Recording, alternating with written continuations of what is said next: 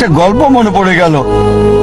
একসময় একজন ফেরেশতা এসে এক লোককে বলল, আমি তোমার উপর খুশি, তুমি যা চাইবে আমি তোমাকে তাই দেব, তবে একটা শর্ত, যা তুমি চাইবে আমি তোমাকে সব দেব, তবে তোমার প্রতিবেশীকে দেব তার দ্বিগুণ।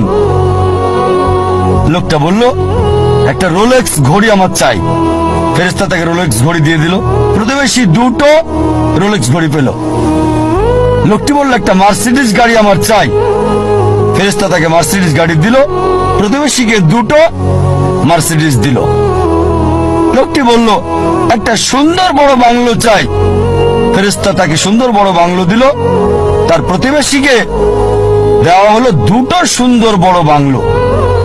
লোকটি পরে বলল, দয়া করে আমার শেষ ইচ্ছাটা তুমি পূরণ করে দাও। কি সেটা? আমার একটা চোখ তুমি নষ্ট করে দাও, যাতে কিছু আমি চোখে না দেখতে পাই। চিন্তা করেন, সে তার নিজের চেয়ে প্রতিবেশীকে নিয়ে বেশি ব্যস্ত। তার জীবন সহজ কিন্তু জটিল সেটা ভাবছে না সে। প্রাচুর্য কি দারিদ্রতা যাই থাকুক, সে বেশি চিন্তিত তার প্রতিবেশীর চেয়ে ভালো জীবন যাপন করা নিয়ে। এ কারণেই সে ফেরেশতাকে বলল, আমার একটা চোখ নষ্ট করে দাও, যাতে প্রতিবেশীর দুটো চোখই নষ্ট হয়ে যায়। এভাবে আমরা প্রতিবেশী কেন্দ্রিক। নিজে সুখী কিনা ভাবছে না, দেখতে পারবে কিনা সেটা ব্যাপার না।